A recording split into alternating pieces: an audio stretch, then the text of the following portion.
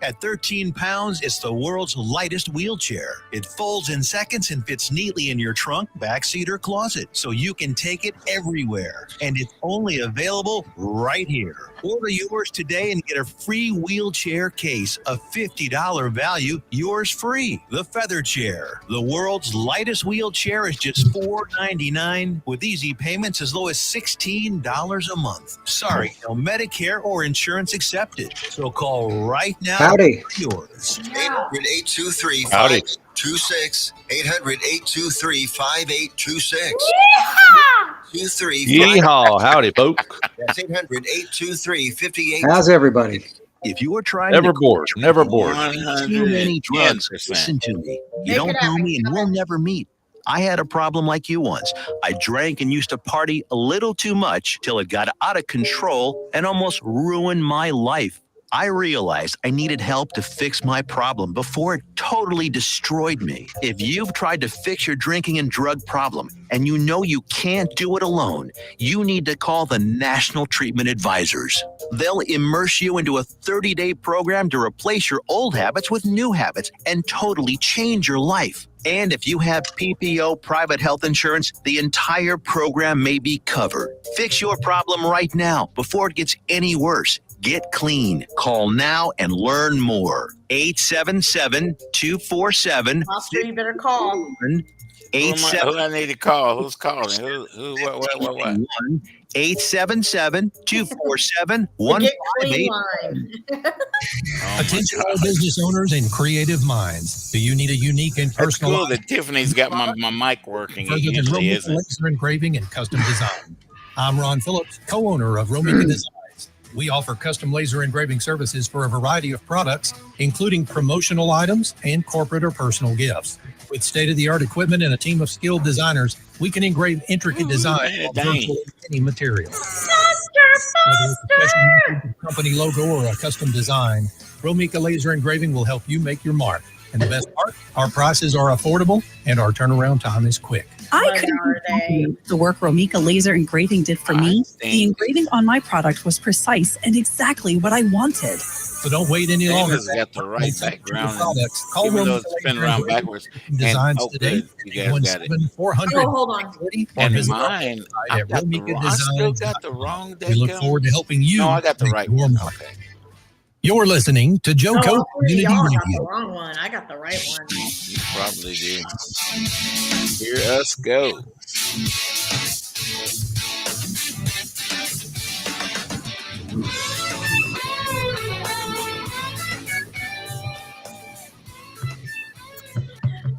Hello, Jobfather Nation. We are Hey here there. for another week of yours truly, the Jobfather, and we're honored to be a part of NTX Radio, formerly JoCo Community Radio, which is a member of EMG, a radio and podcast collective. We proudly serve all of North Texas.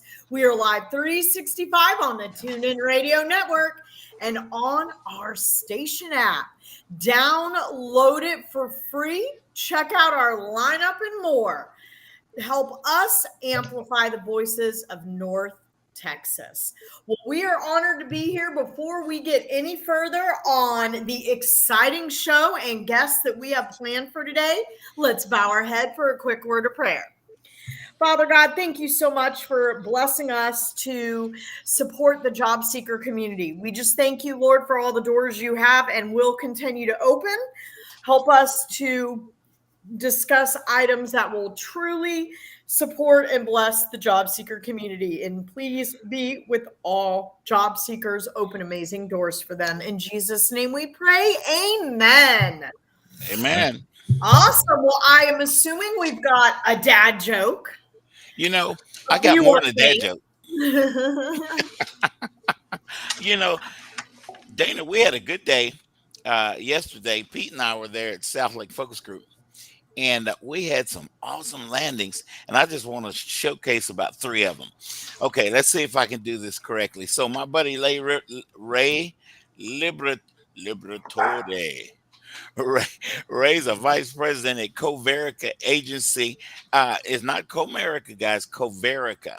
And that's different. And he's already sharing the openings that are at Coverica. He's posted the website to everybody to see. That is so cool. That is what networking is all about. So, Ray, congratulations, my friend. Cool dude. Yeah, Christine yeah. Christine Guaze, who usually is right here with us. She's probably watching the show right now. She's landed at HCSC and she's an associate project manager there. So that is cool. And my biggest share of landings is with my buddy Jalea Logan. Well, I call her Jawea because she's got a 3-year-old little nephew that says Jawea. Anyway, that's fun. That's funny for Foster. Y'all don't have to laugh. You got to be there. So anyway, Jalea landed at Dart. Now here's a good story. Jalea's parents met on a Dart train. It's so cool. So Dart became her target company, and Oh wow. yeah, and she is an analyst. She is a uh, a, a, a a train analyst, an operations analyst there at Dart, and she's going to come on the show and represent Dart in the future after she's been there for a while and she's got her feet wet. And you know, guys, this is what this network is all about. We help each other. We get together and talk. Now, I'm excited today because we've got Jim McConnell and we got my buddy Pete Perfetti that's with us, and both of their careers have been interesting because we're going to talk about security today, and Jim's going to get us started. But both of these guys have been in both arenas of security, physical security and cybersecurity. Both of those areas, job seekers are big, and they're growing areas for you guys to think about going into. We're going to be talking about a little bit of that a little bit later today. But my dad joke come first. After I explain why I'm wearing TCU colors, I've got my buddy Judy Wardle, which we all know, on my mind, and she is the biggest TCU fan. So this shirt is representing Judy Wardle this morning, and she is a biggest networker. You guys, believe me, you want to connect with Jude is how she spells her Judy, and her last name is Wardle. Judy Wardle. Big national networker. Anyway, okay, now let me try to make you guys laugh with a dad joke. Dustin Williams landed a job as well, and he's usually here, and he took over for judging Foster's dad jokes. So Dustin's got a job now, so he's probably at work. Dustin, we love you, brother. I didn't want to forget you in that. Yeah, baby. So check this out, y'all. This man wife came in and told him, hey, there's something wrong with the car. There's water in the carburetor. And he's like, what are you talking about, water in the carburetor? You barely even know how to drive correctly. What are you talking about, water in the carburetor? You don't know anything about water in the carburetor. She goes, listen, there is water in the carburetor. I'm here to tell you. He goes, all right. I'll go check this thing out. He goes, where's the car? She goes, in the pool. That's just wrong. You know that? You know that's wrong. I knew you were going to jump on me. For Mez is probably going to have something to say for that too. Mez, I love you and Dana, but you know, every once in a while I got to take a poke at you guys. You know, it's safe for me to do this on the show because we're not in person right there together. So, I wasn't supposed to say that, was it? No. That's okay. Okay. We get it. The technology allows us to have people from all over the world with us, and I know that you guys know everybody's not together. Anyway, okay, guys, I want to introduce Jim McConnell. Jim McConnell is an expert in this thing that we call security. He's been in both arenas, and I want Jim to tell us, Jim, what is that arena? What are we talking about? Security? What is that? Yeah, thanks, Dana. Honor to meet you, Pete, and then there's Foster and Mez in the background there. So, yeah. No, I honored to be here and to help the job seekers in hopefully a little bit of a unique way, and with the help of the rest of the group. So one of the things that I do, so I get to do a lot of education. I'm an adjunct instructor with Texas A&M. Howdy. And one of the things that we do there, and when I talk to church houses to the White House, as I say, Right. I always start out with, do you understand what the difference between safety and security is? And let me define it for everybody. This is mine. This is just kind of how I do it. Pete probably has a better one than I do, but I'm just very consistent in my terminology because I am talking to young people and law enforcement, military that I'm mentoring, to pastors, to a bunch of people that may not understand it. So here's how I put it. Security is the prevention, detection, and response to a crime or a violation of an organizational rules. Safety, in my view of things, you is got the a good prevention, detection, and response to an accident, spilt milk, broken glass, extension cords going across here. So we have to do both of those in our lives, personal lives, in our companies, at our houses of worship. We have to do both of those to feel safe. Do I feel safe going to the mall? The reason I feel safe going to the mall is I don't see water on the ground. I see security officers. Why does Mary get to want to drop off her little Johnny to the kids' church? Because she's going to see some security and safety capabilities, hopefully. Yep. And then she feels safe to drop off Johnny and go do what she needs to do. So that's how I differentiate it, kind of the keep it simple model, and that anybody can relate to that. So I want everybody to think about, especially in the job seeker world and personal lives, there's a time for you got to think about your security and your safety. Does that help, Foster? Jim, as I knew it would be good, it is good. And I want to ask you, what should job seekers be concerned about in this safety and security world? Because, we got to be careful with our identities and all that kind of stuff, Yeah. Yeah, I always go back to as I tell people, there's only one person that can call me an expert, and that's a judge, and I don't want to be raising my right hand. I understand that, but ultimately, so I'm not a safety expert. I haven't been through class and things like that. But if we all walked around a building, we'd probably pick up on some things. But I'm going to talk a little bit about on the security side, because we don't want crimes against us. We want the things to follow the rules, et cetera. And so one of the things on job seekers is I see it all the time is really around fake job postings. Now, those can come in the lines of LinkedIn. I've seen them on every job board. I've seen emails that have come to me with fake job. Hey, we have a job for ABC Corporation. And the from line is from Billy Bob at billybob.com. Yeah, it's so shady. Yeah. So, why do these, and they are what they are. They're criminals. They're fraudsters. Why do they do it? The same reason. As I tell people, it's the same reason why do bank robbers rob banks? Where the money is.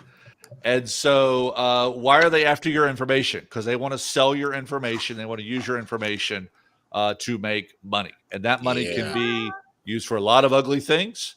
But ultimately, so that's one is your identity and job descriptions. Number two is before you send in that resume, have you confirmed with the hiring people that they are who they are? Did you go to the right website, et cetera? If you're going to be traveling to their location, say for an interview, is that travel going to be going to a safe place? Do we need to meet them somewhere else because maybe that area you don't feel comfortable with? So there's a lot of things for job seekers, both men and women, that really need to think about. Slow down just a little bit. Don't get too excited, and make sure that if you get that hair on the back of your head, that sixth sense that something's not right. Yes, probably is. Yeah. So true. So true. Instinct goes a long way with that, for sure. Oh yeah. Yeah. A long way. There's a great book called The Gift of Fear by Gavin DeBecker. And it's really around fear can be a good thing in a way of, hey, wait a minute, something's not right here. I'm getting a little bit fearful. Fearful can, one is the other extreme, but it's a good sense of saying, it doesn't feel right. Yeah, absolutely. I do a lot of that when I teach self-defense and situational awareness classes. So everything Jim's saying is right on, and you really need to be in tune with your own sense of safety and security and well-being, for sure. Guys, I get a question from job seekers all the time, and I want both of you guys and Dana's opinion, because Dana does the same thing I do, just a lot better than I do. Stop. So the not number one, but a big question that I get asked by many job seekers is, Foster, these companies want the last 4 digits of my social security number, for that kind of thing. What do you guys think about that? Why do I tend to, now I know, probably most the corporations are going to be safe with that, but my hair stands up on my arms when I hear that thing. Sometimes they want the last 5, sometimes they want the last 4. What do you guys think about that? So I'll start out and then defer to our guests. But first and foremost, the first thing you want to make sure is, for the application, they shouldn't need any social security information. Most companies aren't supposed to be asking for social security, and they have liability if they ask for the whole number or even 4 numbers for the application. So that I can tell you from an HR standpoint, you shouldn't see that on applications. If you do, it should be a government type job, not a normal sector. Now, when it comes to hiring, we absolutely have to have your social security. However, most systems, when you're hired at that point, the company will need to obtain date of birth, social security, because they have to run the background. That's understandable. Check. And they have to make sure that they have you properly filed for taxes with the government. However, you shouldn't be giving that information until it's time to sign an offer. And once the offer's signed, then they're going to need to run the background check. Absolutely. Unless it's a government gig. So that's how I would tether that. If they're asking for it before all that, before you're being hired, then you need to ask why. And that will give you an idea if this is even a reputable company to move forward with. And then just so you know, the companies have taken even a step further. When you do fill out your application, once you're hired and you give them your social security and date of birth, that goes into the system, and the system only populates the last 4 digits unless you have a certain clearance. So that way, even employees have limited access to your information. It's only your appropriate payroll and HR person that's hiring you that should have. I don't even, as a recruiter, as a director of HR or recruitment, have access to the whole social. I can only see the last 4 digits. Okay. You know what that kind of reminds me of? When you get the statements from the bank, they X out all your numbers except the last 4. Yeah. Exactly. And that's what they should be doing, because there should only be like a couple people. That way, if they're ever audited, they're not going to get fined, because the laws have gotten so strict with that. Very, very strict. Okay, so let's see what you guys got to say about that. You experts. Jim doesn't want me to call him an expert. You guys have spent a whole lot more time in this arena than I have. I don't like giving out my social security number. And the only thing I would add to what Dana was saying is you can ask them why they need it or why they want it, but the answers are mostly going to be unacceptable to me. It's, as she said, it's a tax ID. You only need that if you're hiring me. If you're hiring me as a contractor, if you're hiring my company as a contract company, you'll need a tax ID number for that once you're ready to start the engagement. Exactly. But once they've got your social security number and they can easily find your date of birth, I would guard all your safeguard all your information. I'm very limited on social media. It's just the nature of the beast, I guess, being in both the physical and cyberspace for me. Yeah. And I'm glad you brought up social media as well. For all job seekers, just a quick reminder.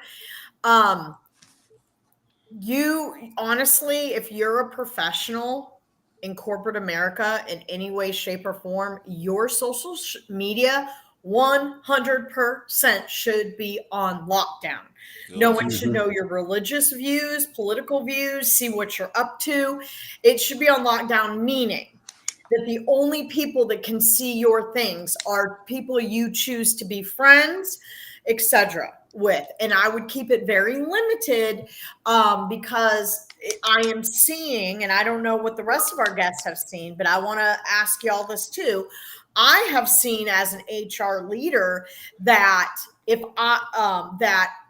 anybody sees my posts that I work with, because I am a believer, they could go to HR and complain about me because I'm in HR. Does that make sense? So I think it's best to keep everything on lockdown, even up to using it limited, like you just mentioned. What are y'all's thoughts? I've used it as an investigative tool. Looking for somebody, looking for an identity, just doing basic OSINT searches, things like that. And it's everything you put on the internet is out there. Period. It's going to be it's backed up somewhere. It could be out there for decades. And your posts, everything you put out there will be visible. And if there's any type of investigation of any kind, whether it's for a hiring company, whether you've been involved in some other incident that somebody, the law enforcement's investigating you, they're going to look at all that. Oh, yeah. Yeah. That's a very good point. There's a great saying that says the internet doesn't forget. And so, yeah, when I'm doing background checks or due diligence and stuff like that, I'm going to look at all of those things. And what I would say, let me go back to the Social Security thing. Everybody said it right. Here's a couple little tricks to do. One is call it in when you're there's that right time after offers come through. Is call it in versus on some paper that you're going to. And so that's one way. Delivering it physically. If it's say a W-9 or a W-2 or something like that, taking it physically in. The other thing is if you have some questions. Sometimes if you go to their main website, go down at the bottom and it has a thing called a privacy statement. Go down there and look in the privacy statement of who the contact is. And if it's info at somebodyelse.com, if there's not like a name and a phone number of human that you can call about privacy concerns, again, to me, that's somewhat of a red flag. Sure. Sure. Yeah, you know that. Yeah. And anytime you put, I was going to say, anytime you put anything in email, it's clear text, so it can be snatched in transit, and the message will get delivered. I emailed Jim something, and he's going to get it, and it's going to be in its entirety. But that doesn't mean that it was secure on the way to Jim's mailbox or on this or on the server that it resides on. So Social Security numbers, driver's licenses, all that PII. Keep out of email. Passwords. That's the one thing I've seen before. It's like, Mr. Admin, could you change my password too? That's not a very good practice. Yeah. Yeah. One of the things that I tell when I do an identity theft class, a lot of times for seniors and their kids, et cetera. And so one of the things that I tell people is everybody get out your key fob on your for your car. Okay. And how many here are honest that when they hit that button, they hit the button twice? Why do we hit that button twice? Because we don't trust car manufacturer. I'm a Jeep fan. We don't trust Jeep that it locked it. So we're listening for that horn.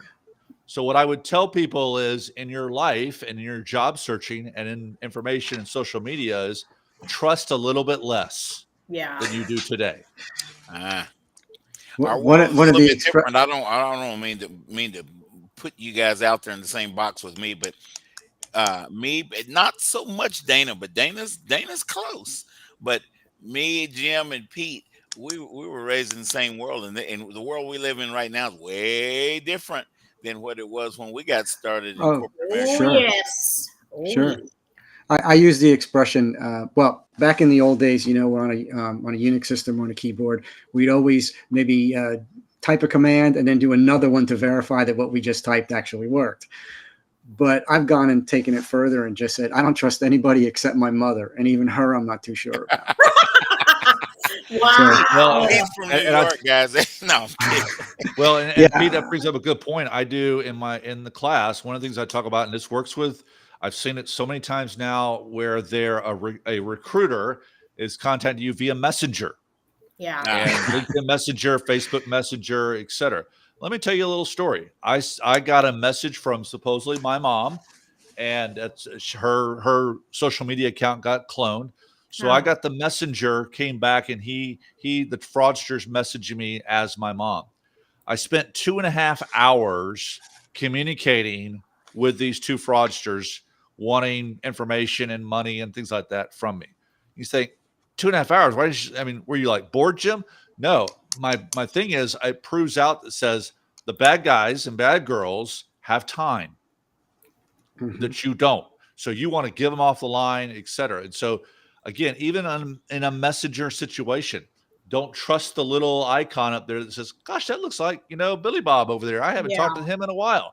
And so again, trust but verify is so key to these days and it may be something like, hey, what was our favorite sport when we were growing up, Bob? We used to play such and such. Okay, now I probably know that's really him. So even on I like that Messenger, question. It's the old social engineering trick, eh, Jim? I like that question. So I got an email, I got a text this morning from some lady that says, "Hey, I know we hadn't talked about this in a while, but are you still interested in the marketing portion of our company and what it is we do?" And I'm like, who is this, please? Sorry, and I said, I apologize, but I don't remember this conversation that you're alluding to. And and of course, I didn't get an email response, or text response. So guys, a lot of times it's just like Pete said, if it feels funny, it feels funny because it is funny. It smells funny. It's supposed to. You said smells funny. I'm sorry. Foster always takes it there. I'm sorry. Virtual smell. Well, Foster and I are horse people, so yeah. We're going to talk about that a little bit.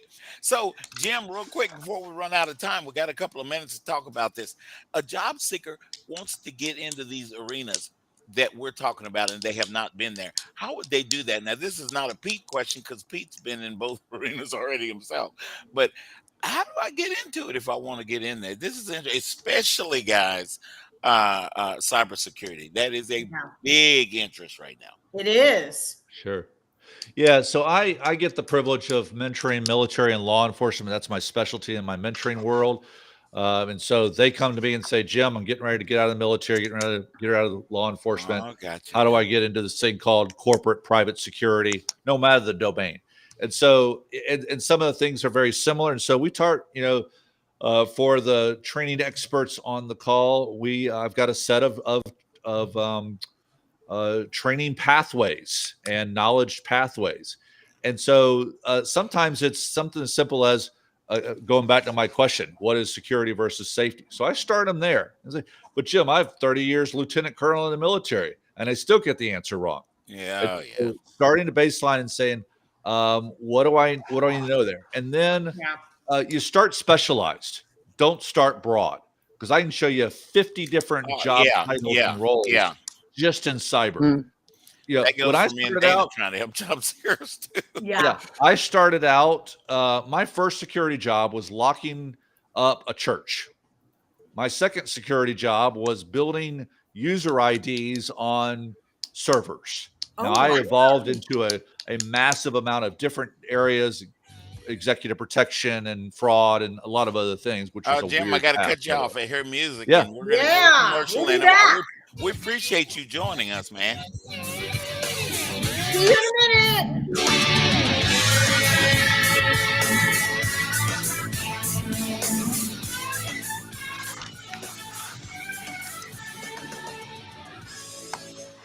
Hey, travelers, Do you want to save money on your next flight? Then pick up the phone and call. That's right, call, because the best prices are not online. They're with SmartFares. See, SmartFares has special deals with the airlines. When they have unsold seats, they use SmartFares to fill them. So you get airline tickets at ridiculously low prices. Our prices are too low to publish online. With the extra money you'll save, you can book another trip or treat yourself to dinner or shopping. So stop searching all of those travel sites to find the lowest price on your next flight. Let one of our SmartFares expert travel agents find ridiculously low prices for you. Call SmartFares today and get the best price on your next flight. Guaranteed. Also, save up to 50% off business and first class tickets. 855-325-1820. 855-325-1820. That's 855-325-1820. Have you ever met a single person in your life that enjoys paying taxes? No, no one does. If you can't sleep at night because you have a huge problem with the IRS, I've got some free advice for you. This service is strictly limited to individuals that owe the IRS $10,000 or more in back taxes. And if you qualify, we can guarantee that you won't be writing a big fat check to the IRS, or our services cost you nothing. The first 100 people that call today will get a free tax consultation worth $500. Stop worrying about your IRS problem. We can help you, we promise. Call the tax doctor right now. I mean right now, to learn more. 800-240-4587. 800-240-4587. 800-240-4587. That's 800-240-4587. Joco Community Radio. Listen live at tunein.com.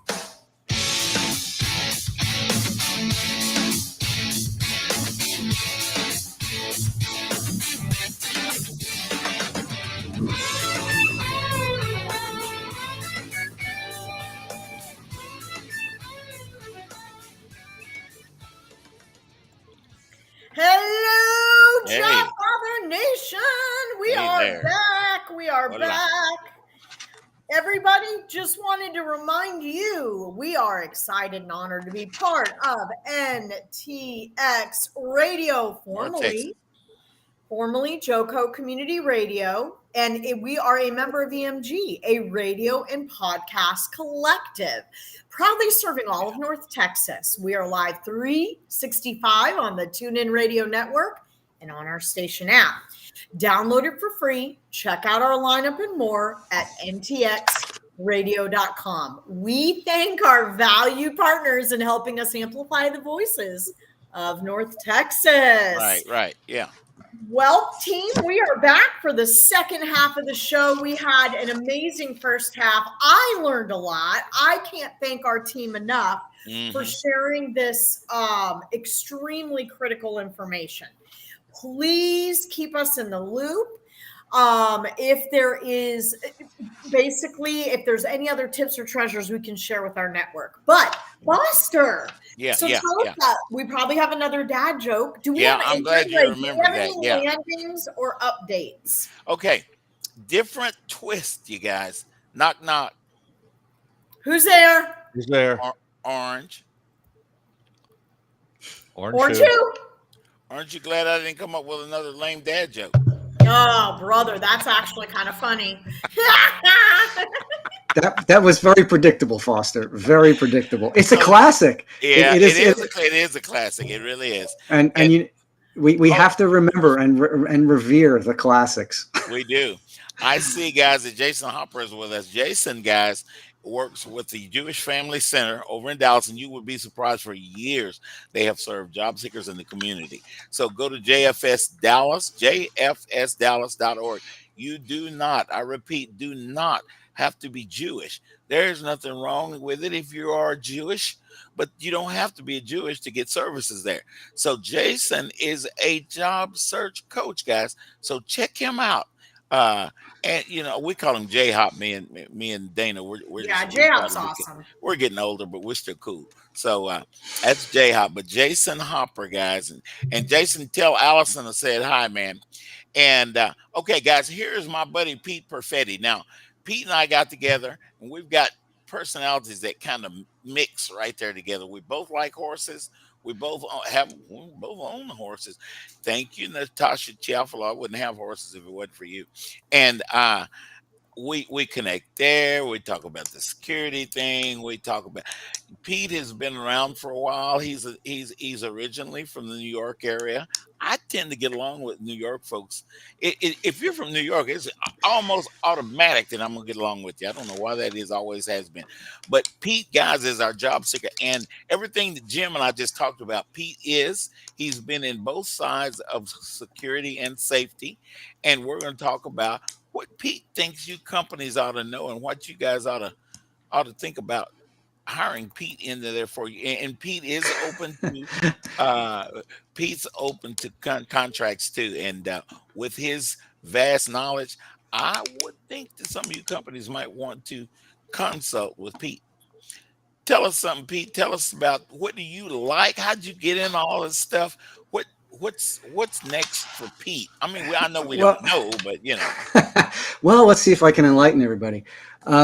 So I'm originally from the Northeast. I tell people I was born and raised in captivity, but escaped 15 years ago and came down here. I guess like Jim, I'm on both sides of both that physical and cyber security space. And I started off in technology and thought, well, there's got to be something a little more interesting than just data processing. And so I started to get more into the security side of stuff. And that was back when I was in the old MTV days. And we had a lot of cutting edge stuff going on back then. Right. And but also because it was a high profile set of websites, we were always under attack. So the security thing just seemed natural. Yeah. And I've always been involved in self-defense and protecting the individuals, identity protection, things like that. Once I got down here, I started working on an investigation. It was an industrial espionage case. And I started to put together the ideas of not just protecting the servers and networks and the data, but also the people and their data. The executives that have nobody at home who can help them on the cyber side or help them out with that personal security. I did briefly get involved with a company that was doing both, and that's what really made it stick for me. So I was fortunate enough to be able to start that. So now I'm keeping both running.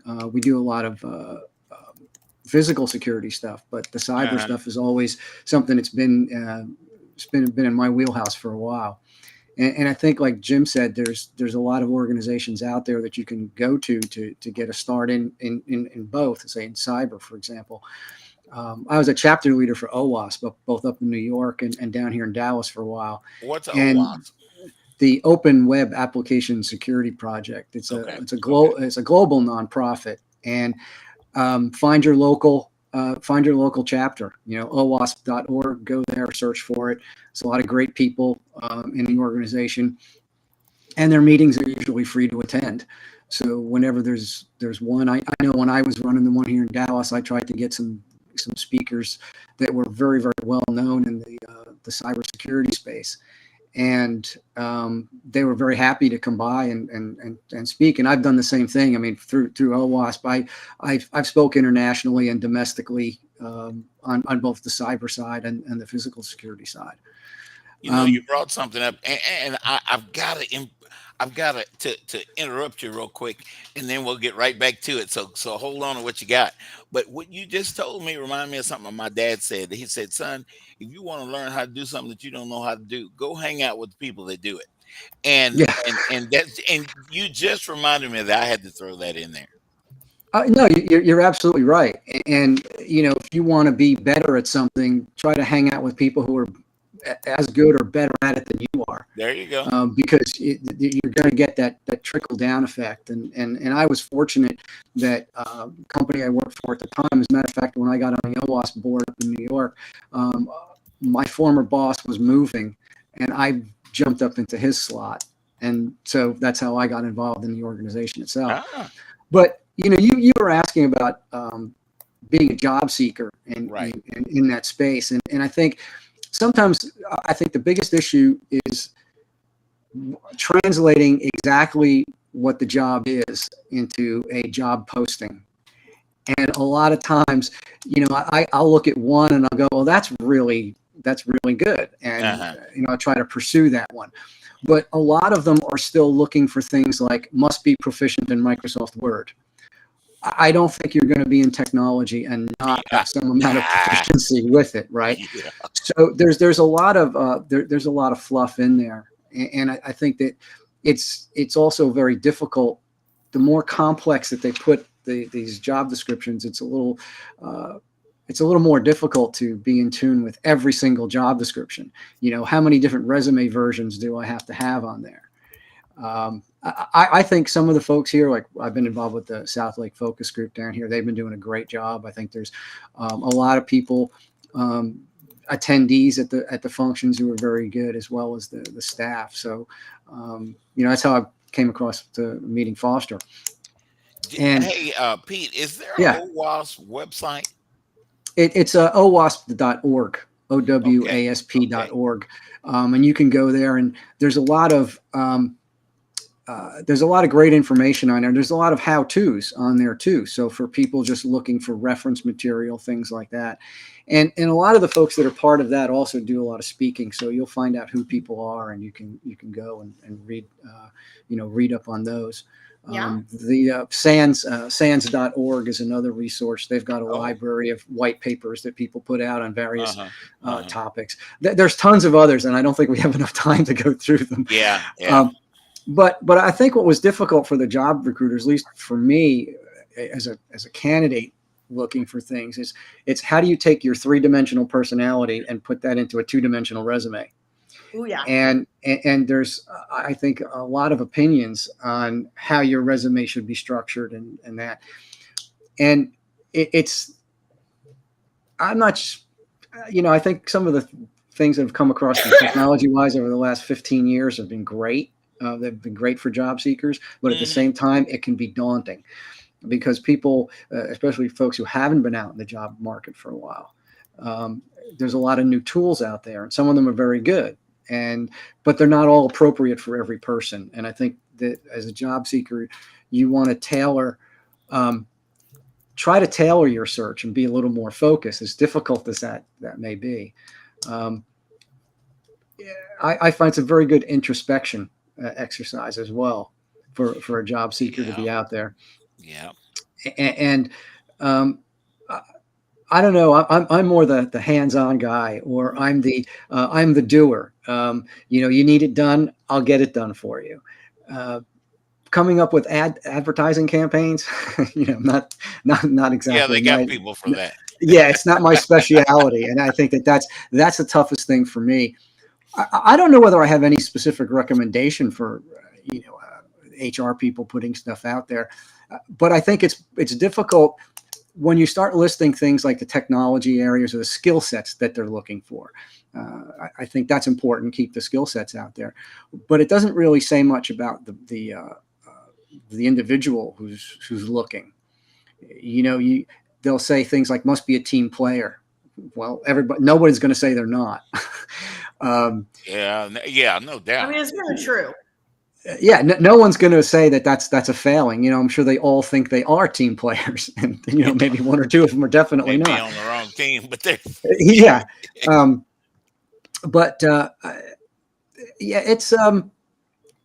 It's a tough call to look at even some of the job descriptions, and I think I notice a lot of them are written for somebody who's internal to the company, and I don't waste my time applying for them because I can read right through that, especially government jobs or government contractors.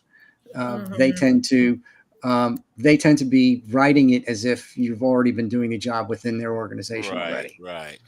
And that's I just don't bother anymore. It's not worth my time.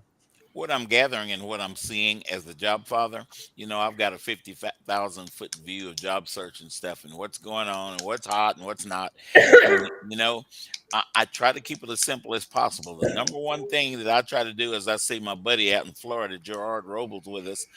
You know what, guys? Here's the deal. This is what Foster did. Now, Foster is not the smartest. I'm not what is it, the smoothest rock in the brook. I don't claim that, but it ends up as I have continued to grow, I am the smartest rock in the book because I got around people. Now, there is a website called meetup.com. You can go in and you can put in cybersecurity, and there are a number of cybersecurity groups that meet around Dallas Fort Worth. Go hang out with these people, guys. If you have an interest, you want to go there. Now, here's the deal. Pete said a while ago, oh, well, I'm looking for this, I'm looking for that. If you are not in that arena, you're not going to know what to query. Go and hang out with people, build relationships. I get close to the screen when I say that because Dana likes that word. See what Dana's doing? And guys, build relationships with people. This is where we learn where stuff is. People come up with other ideas. They're more brains than just me and Dana. And and you will hear different ideas, different arenas that you didn't even know that you could go into, all of that sort of thing. So I don't want to steal all of Pete's time, but guys, go and get amongst people that have interest in these arenas that you are. A lot of people want to learn how to recruit. Go hang out with me and Dana and some of I am one of the original creators of the Texas Recruiter Association. Every Wednesday, we have over 200 recruiters in a room we're eating wonderful food at a country club and all that stuff. And we're talking about what we recruiters have to face. How can we do our job better? What's going on out there? What are hot candidates out there? Where are the jobs, guys? So that's why I'm suggesting that we do this.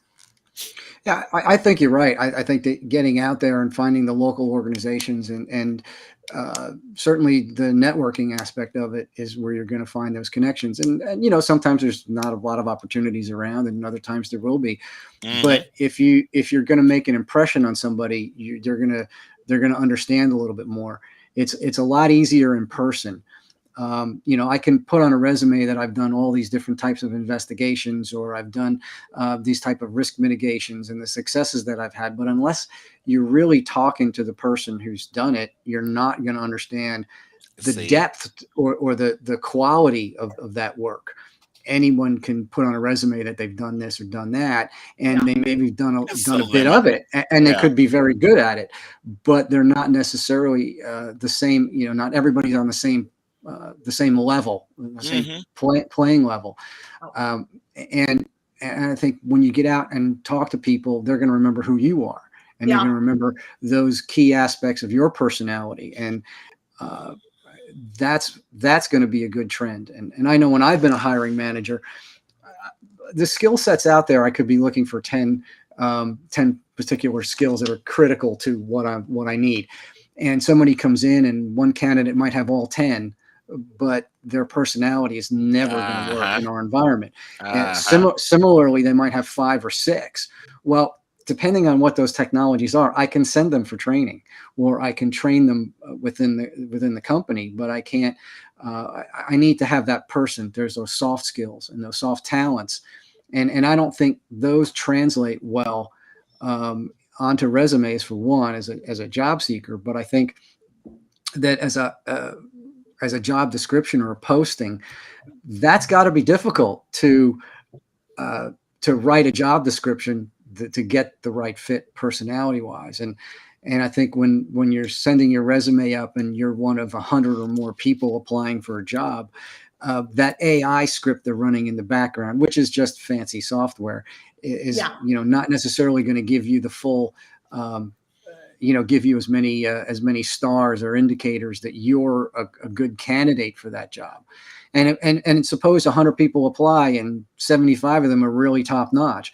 Well, they're only going to look at the first 10 that they come across anyway. That's all you got time for. Yeah. So there again, I think the networking is critical, and be patient and try to make the great contacts.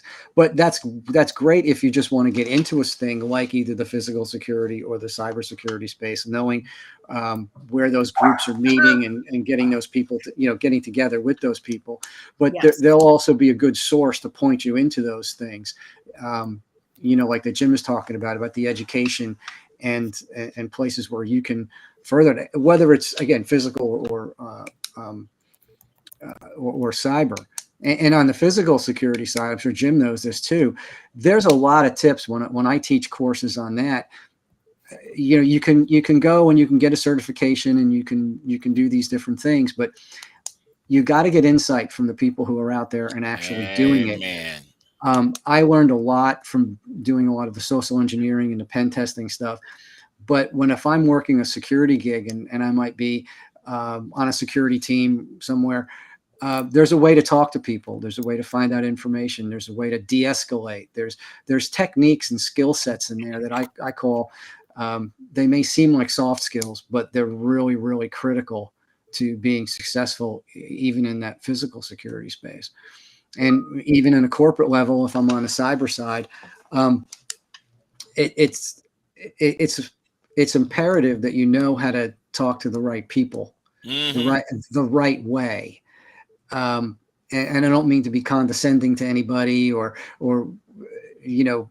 be, how should I put it, too up and, oh, hey, how's it going? You don't have to be anything other than yourself, but there's ways to deal with people, to smooth over situations. There's those soft skills, how to handle things that are going on in a day-to-day environment that you're going to need to know besides the technology skills.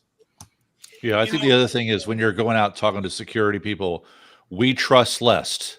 Yeah. So you have to spend a lot of time building trust with the folks. And so, we say, go networking and build trust. I'll just say, if you want to get into the security world, that takes a little bit longer and a little bit stronger. And so relationships have to last longer than, I don't know, going out and trying to build a relationship with some other part of the, some industry. That's right. Yeah, I think Jim's got a great point. Jim's got a good point there. As a outside looking in kind of person, I've met a lot of people that have been in cybersecurity. I know it's a big field. I know it's a growing field to get into. Now, Pete and I talked about it a little bit. Maybe, and Pete might agree with me, in some companies, 1, 2, 3 companies I know right here in Dallas-Fort Worth, has a expert, a person, a contractor in 2 of those situations. One of the situations, a full-time person that basically is the go-between between the CIO and the CISO.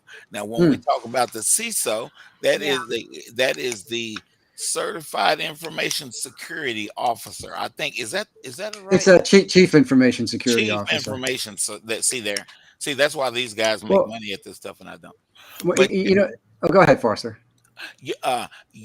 When you're like a Pete, you can be this person. Now, everybody can't be this person, but if you've been around and you've been there, this might be a perfect position for you to consider being self-into. You might want to market yourself as this particular expert. I don't know. Yeah, it's a tough one. And, anytime you go you're climbing the ladder up the executive tree, the closer you are to the top, the fewer the opportunities are going to be. And you just have to understand that and accept it. But the CISO, or Chief Information Security Officer, is really dealing with the data and the technology side of things, where the CSO traditionally was more involved in maybe this physical security side. But I think that line has been blurred a lot, and you're finding most people on the CSO side can do both, where the CISO, I think to a certain extent, is limited to just the technology world. And so that's a distinction. And I know, Foster, when you and I were talking about it, I think I was telling you, it's like, look, I've been in the CSO role, I've been in the CISO role, and you know what? Maybe I'm just better off being the hound dog for one of them. Yeah. Because I've been there. I don't have to worry about all of the diplomacy and all that up at the top, or the being the top dog. I can be the second dog, and I enjoy it just as much. For me, it's the challenge of the job, and it's the enjoyment, whether I'm out there looking at the physical side or the cyber side. Put the good challenges in front of me, and I'm there. So the title is, I don't need to be one or the other, but I guess at this point, I'm looking at working for either, in either group on either side, at whatever level. I think it's more important to be successful at it than worry about what you're called.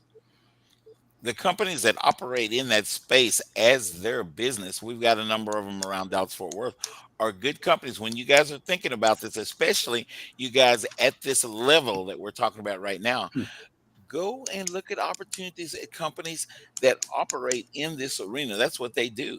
You got McAfee right here in Dallas Fort Worth. And we know that there are other companies out there that do. It's Kaspersky. Did somebody buy Kaspersky? I don't know. Yeah. Look at Jim. but I think they're Russian anyway, which is not a well, I won't say it's a bad word. It's not necessarily a good word these days. But with me working for a telecom giant at one time, there are a number of companies that support what it is that we do. And those are companies, guys, that you could consider as well. Now, you're going to have to do a little bit of research to find some of this stuff.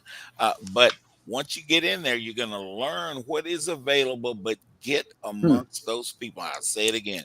Get amongst those people that do this stuff. Talk. Listen, God gave you 2 ears and 1 mouth, Foster. And I'm going to borrow that one, Foster. I like that. Yeah. So, guys, this is what our focus is today. And there are a lot of job seekers out there, especially some younger job seekers that are out there that are excited about the cybersecurity world. And I would be if I were them too. I'm getting out of college and I've studied some of this technical stuff. And where in the world can I penetrate? Where can I get in at? And that's why I was glad that Jim said what he had to say. Yeah, it's not just a job; it's an adventure. It's an adventure. I tell people the only thing wrong with corporate America is that people work there. So, and many of them need a sense of humor. Honestly, I think though too, regardless of whether you're on the physical side or the cyber side, I think you need a sense of humor. It's important, especially on the physical side. I know when I've hired people for that, that's one of the personality traits that I'm looking for. I want somebody who's going to be open and communicate. On the cyber side too, because in the corporate world, you can't be too close-lipped about things. You can talk about things, and there's certain things that you shouldn't be talking about outside of a small group of people. But you've got to be able to talk to people. You've got to be able to communicate and make those inroads. And I think just as you network inside of an organization, you have to network outside of it as well for the job seeker crowd. Get out there and network, guys. Talk about this thing in the way that we have, because this is a need in more than one arena. Yeah. In fact, probably most all arenas. Yeah. And let people understand the importance of this stuff. If you, hey, maybe we can talk about a situation that we've gone through that wasn't cool and threw up red flags or whatever. Sure. Maybe we talk about a situation. I've got a big search for you inc.com. You will find a number of network jobs there. But you know what? Now they said it was a Russian company that did this, but we got hacked and we had to up our security on that particular website. And there are, and one of the, I guess the United States business websites is the area that gets attacked the most. All right, they're cutting me off. Radio. Thank you, Pete. We will see you guys next Friday. Bye. Dana's on vacation. Yes.